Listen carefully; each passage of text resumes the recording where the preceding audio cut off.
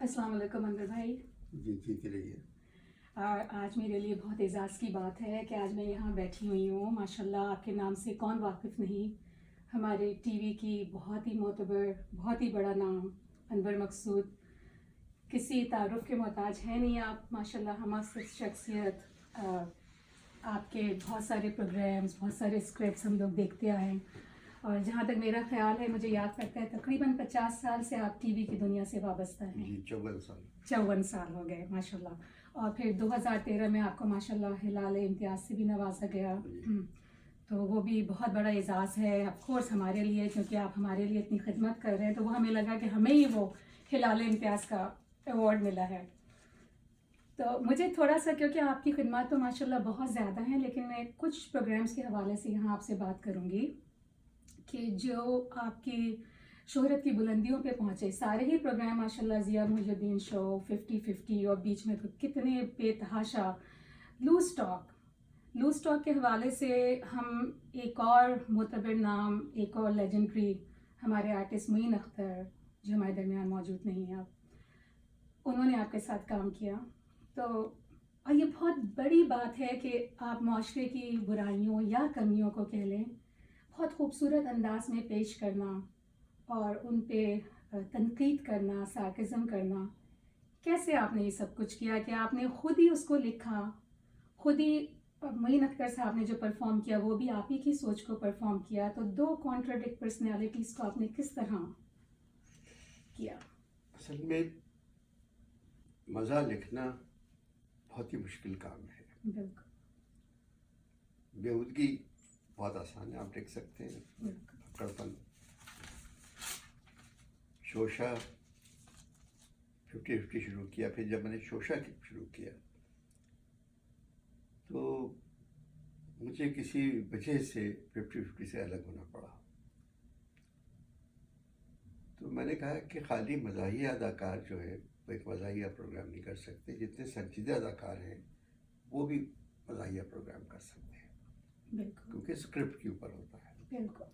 तो मैंने सलीम नासिर, तलत हुसैन, मोहम्मद शफ़ी, शकील,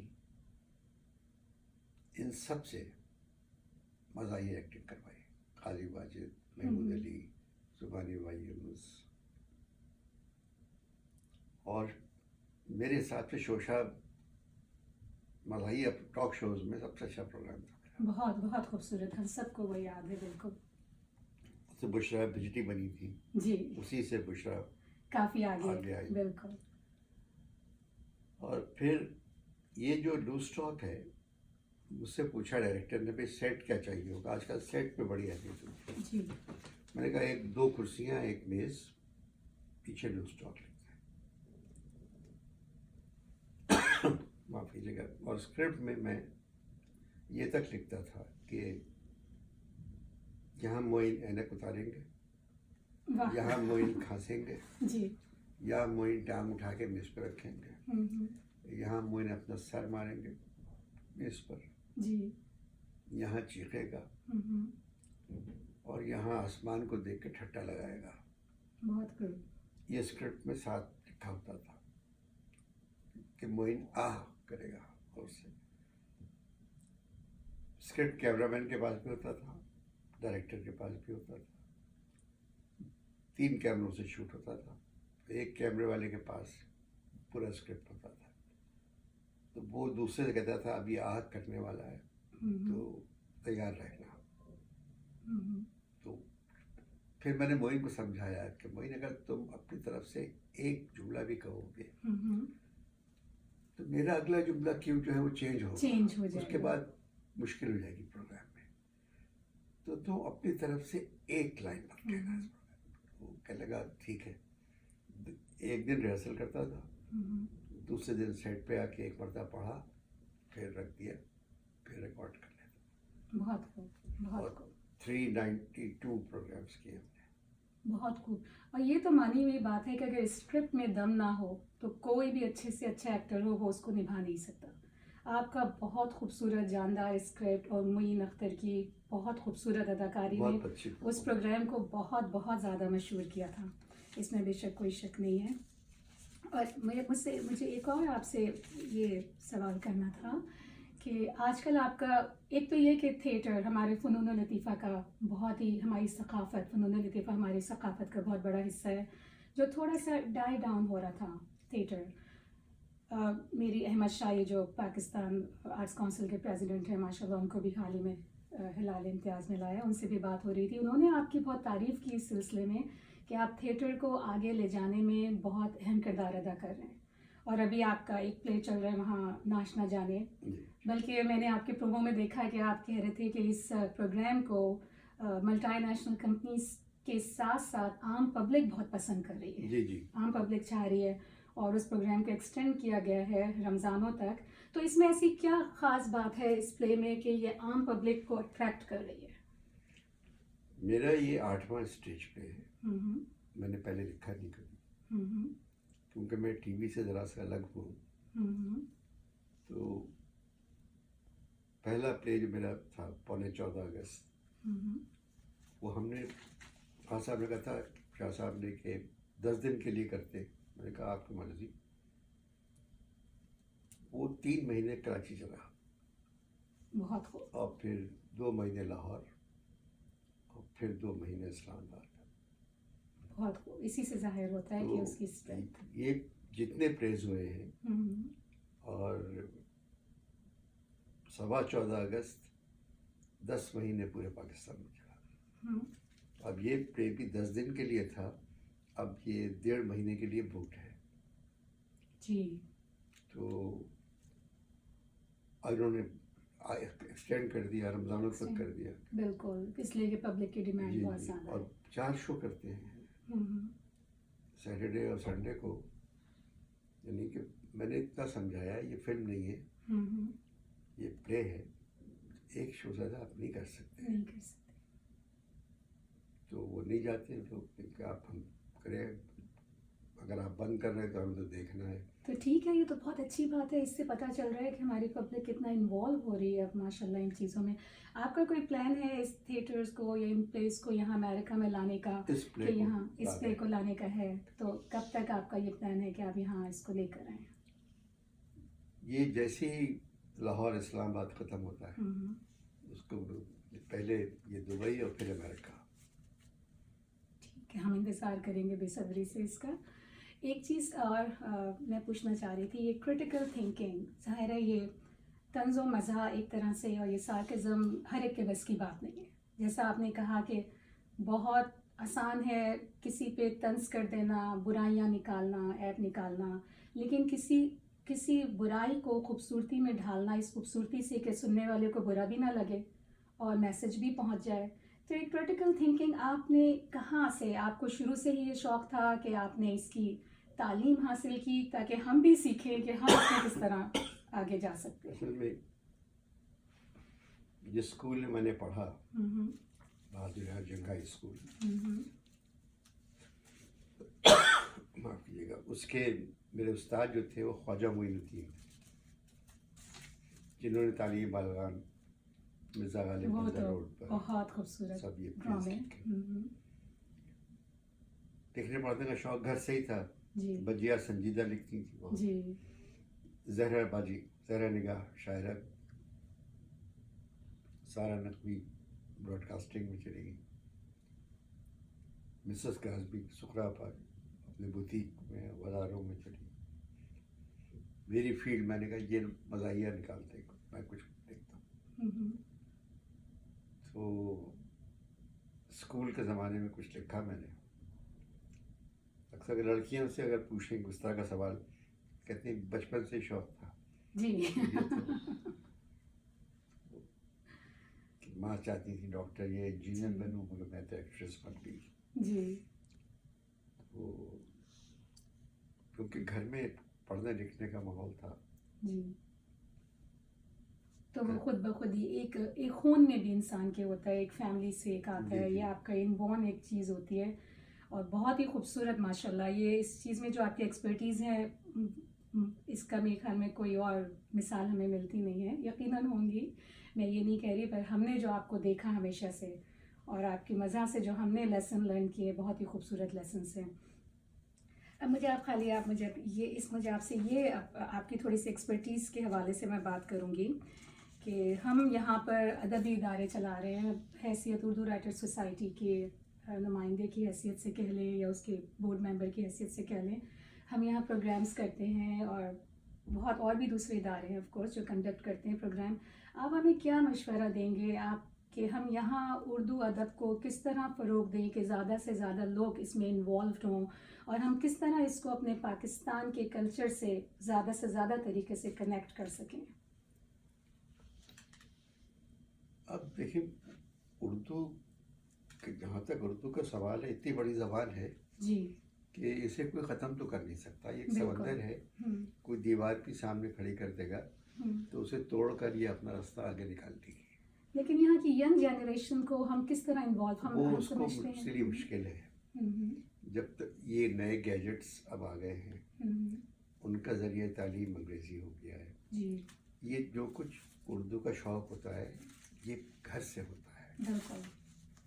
अब माँ बाप को ध्यान ही नहीं देते कि उनका बच्चा अंग्रेज़ी में बात, अगर बेटी बेटा है तो वो आपस में अंग्रेज़ी बात कर रहे हैं घर में भी। जी अब मजबूरी है उनकी, बिल्कुल। जाहिर है सारा दिन बाहर स्कूल यूनिवर्सिटीज़ में रहते हैं, वहाँ अंग्रेज़ी बात करते हैं। वो नहीं जानते थे कि फराज कौन है, फैज़ कौन है, गालिब कौन है। ये तो अल्लाह ताला का शुक्र कि मेहदी हसन को पहचाना उन्होंने, वो फराज को पहचाना मेहदी हसन से, जी रंजिश शहीद दिल दिल दुखाने के लिए फिर से मुझे इकबाल बानो ने इनको फैज़ को पहचानवा दिया कि हम देखेंगे। ओहो बहुत खूबसूरत गज़ल। दाग को जान गए फरीदा खानम से, जी बिल्कुल उजराने भी है और बुलाते भी नहीं। बहुत खूबसूरत। जॉनेलिया खुशनसीब थे कि उन्हें सोशल मीडिया मशहूर कर दिया, वरना बिल्कुल नौजवानों में सबसे ज़्यादा मशहूर जॉन है इस वक्त। जॉन एलिया काफ़ी मशहूर है। मैं हिंदुस्तान जाऊं या किसी शहर में या कहीं मुल्क में जाऊं तो नौजवान जो कहते हैं साहब जॉन पे बात करें। जी बिल्कुल बिल्कुल। एक तो जॉन का हुलिया वो ऐसा मशहूर हुआ है जी कि वो बिल्कुल फौरी स्टाइल बिल्कुल कोई भी चीज़ यूनिक वो बहुत जल्दी मशहूर भी हो नौजवान जाती में है। चले गए। बिल्कुल इस वक्त सबसे ज़्यादा मशहूर शायर नौजवानों में जॉन एलिया है। फैज़ और फराज को इतना बस नाम है, वो सुनना सिर्फ जो बात करना, बात सुनना जॉन की चाहते हैं। लेकिन एक और चीज़ मैंने देखी है कि जो पुराने गाने जिनका आप तस्करा कर रहे हैं, गज़लें कह लें, गाने कह लें, हमारे पुराने शायरों के, अब वो एक नए वर्जन में सामने आ रहे हैं। तो इससे भी आपको लगता है कि यहाँ की, क्योंकि यहाँ और ये यंग जनरेशन हमारे यंग स्टार्स हैं, वो ये गाने गा रहे हैं, तो ज़ाहिर है इन गानों का उनको एक हिस्ट्री तो मिलेगी ना कि ये गाने इस शायर के थे, इसने गाए थे। तो आपको लगता है कि ये दोबारा से जो रिन्यूअल हो रहा है ये हेल्पफुल होगा हमारी यंग जनरेशन के लिए अपने अदब से थोड़ा मुंसलिक होने का? मेरे बेटे ही हैं, वो भी पॉप सिंगर ही हैं। जी उनका ग्रुप है स्ट्रिंग्स, बिलाल, जी जी और 30 साल से उनका ग्रुप है। एंड उनके गाने मैं ही लिखता हूँ, दूर भी हो, धानी और सब कुछ, सारे गाने मेरे लिखे हुए। पहले खुद लिखते थे वो, पहला एल्बम उन्होंने खुद लिखा, तो मैंने कहा बेटा बहुत अच्छा है, जी मगर गाना याद जो होता है वो उसकी जो लिरिक्स होती हैं उसकी वजह से होता है। बिल्कुल। हम आज तक लता जी के गाने जो है, आँखों से दूर जाके जाना ना दिल से दूर, बिल्कुल लिरिक्स याद रह गई हैं। दीवाना हुआ बादल, बिल्कुल जाने क्या तूने कही, जाने क्या मैंने सुनी, वाह। बात कुछ बनी गई, आँखों में क्या जी, रुपहला बादल, बादल बिल्कुल में क्या जी, किसी का आंचल, वाह आंचल में क्या जी, अजब सी हलचल। बहुत तो खूब ये बहुत खूब। गीत था, हम्म, ये लिखा था मजरूम ने। जी अब इसमें एक शराफत है बिल्कुल। कि आंचल में क्या जी, अजब सी हलचल, शराफत और शरारत दोनों हाँ, हैं। दोनों हैं। अब जो गाना है, इसी गाने का जो बेहुदा वर्जन है वो ज़्यादा मशहूर हुआ हिंदुस्तान में, चोली के पीछे क्या है। अब उसने कहा कि आंचल में क्या जी, जी अजब सी हलचल। अब यही गाना है, ये गा दिया चोली के पीछे जी। क्या है। आप ये कहना चाह रहे हैं कि पहले दबे छुपे लफ्जों में बहुत बातें कह दी जाती थी शरारत में, लेकिन अब वो दबे छुपे लफ्ज रहे नहीं। एक है आंखों में क्या जी, तो पहला बादल, बिल्कुल बादल में क्या जी किसी का आंचल, सही, आंचल बिल्कुल में क्या जी अजब सी हलचल। बिल्कुल बिल्कुल ये तो बहुत खूब। क्या गाना है। और अब गाने बदल गए हैं, और अब देखें मजरू, साहिर, जी। जानिसार, कैफी, हम्म, शैलेंद्र। जी। अब शैलेंद्र हिंदुस्तानी हिंदू थे, हम्म, अब एक गाना उनका है कि तेरे मेरे दिल का हम्म, तय था एक दिन मिलना, बिल्कुल बहुत जैसे खूबसूरत। बाहर आने पर हम्म, तय है फूल का तो खिलना। फूल का खिलना, क्या अच्छी बड़ी लाइन है, खूबसूरत, क्या बहुत अच्छी। खूबसूरत। और छोड़ो बेकार की बातों में कहीं बीत न जाए रहना, बहुत खूबसूरत, बहुत खूबसूरत। नहीं, आपने बहुत खूबसूरत ये हमें मैसेज दिया है कि ये लिरिक शायरी भी ज़ाहिर है इसमें बहुत अहम किरदार अदा करती है, चाहे हमारी यंग जनरेशन, क्योंकि गाने तो चल रहे हैं, चाहे वो हमारे पुराने सिंगर्स हैं या यंग जनरेशन है, लेकिन अगर लिरिक्स अच्छे हों उसके, तो हमें एक अदब से भी लगाव रहता है, सुनने हमारे वाले यहाँ को तनवीर याद भी नकवी रहता है। साहब, कतील ने भी बहुत अच्छे लिखे बहुत गाने, खूबसूरत लिखे हैं उन्होंने। मसूर अनवर ने भी बहुत अच्छे गाने लिखे। तो ये सब चीज़ों से हमें हमें लगता है कि हमारी फिल्म इंडस्ट्री, अब ओवरऑल थिएटर फिल्म इंडस्ट्री, हमारा पूरा फ़नून लतीफ़ा जो है, इसको काफ़ी फ़रोग मिलेगा इन सब चीज़ों से, अगर हमारी यंग जनरेशन भी थोड़ा सा कनेक्टेड हो, और जैसे आप लोग सब मेहनत कर रहे हैं थिएटर को आगे ले जाने के लिए। और तो बिलाल मेरा बेटा कोक स्टूडियो करता था, कोक स्टूडियोज में, जी, उसने बिल्कुल ही म्यूजिक को चेंज कर दिया, बिल्कुल चेंज कर वो दिया। बड़ों के लिए भी अब दीवाने हैं। मैंने हर बल्कि यही महफिल देखा। में दुनिया भर में जाएं, जी, शादियों में कोक स्टूडियो के स्क्रीन पे लगा हुआ है। कोक स्टूडियो लगे, और हम भी हम आज वही पुराने गाने जब नए वर्जन में सुनते हैं तो हमें भी अच्छा लगता है, और ऑफ कोर्स जो नई जनरेशन है वो तो उसके साथ काफ़ी कनेक्टेड रही है। बहुत बहुत शुक्रिया। आप कोई और मैसेज देना चाहेंगे इससे पहले कि मैं प्याम कह दूं, एक आया था वो मंजूर कर लिया, उसके बाद तो आया नहीं, आप अभी भी देखिए काफ़ी सारे उसके प्याम लेने वाले मौजूद होंगे। बहुत अच्छा लगा। बस इतना कहूँगा नौजवान नस्ल से और सबसे, सच बोले, बिल्कुल। सच बोलने का सबसे बड़ा फायदा ये है कि इंसान सच बोल के भूल जाता है कि क्या कहा था। झूठ कहकर सारी जिंदगी याद रखना पड़ता है कि हमने क्या बात झूठ कही थी, लेकिन सच बोले आप भूल जाए। लेकिन इसकी एक और दूसरा वर्जन ये भी है कि सच बोल के आपको उसको याद नहीं रखना पड़ता, क्योंकि सच्ची बात तो आपको याद रहती ही है। नहीं, यहाँ पर आपको मतलब क्यों आपने सच कहा है तो आप परेशान क्यों हैं? झूठ बोलकर तो सारी जिंदगी निभाना पड़ता है, बिल्कुल, एक के बाद दूसरा तो झूठ। सच बोले। बिल्कुल बहुत खूबसूरत मैसेज है हम लोगों के लिए, खाली नौजवान नस्ल नहीं बल्कि हम सबके लिए बहुत खूबसूरत मैसेज है। सिंपल लाइफ गुजारें, सच बोलें, honesty is the best policy as always. Thank you so much, बहुत अच्छा लगा आपसे बात करके आज। शुक्रिया बहुत बहुत।